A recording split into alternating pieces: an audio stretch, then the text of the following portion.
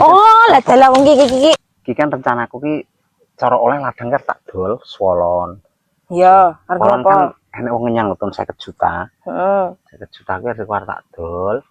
Oh gitu kalung, gelang apa emas ngono to napa cincin ngono. Oh iya, setuju aku. Tenan. Tenan.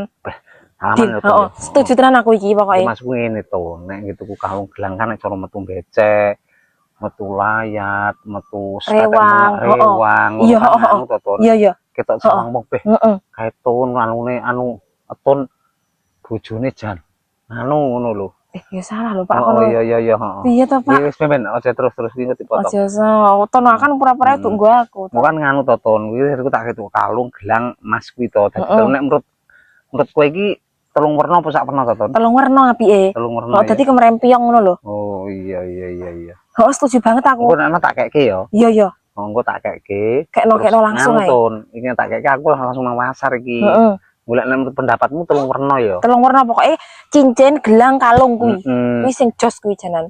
Lah engko kan nganu to ton kuwi kan engko aku tak langsung nang pasar entuk aku tak ngejak wong. Iya. Engko punya awakmu melok ora ton? Melok nang ndi to? Loh.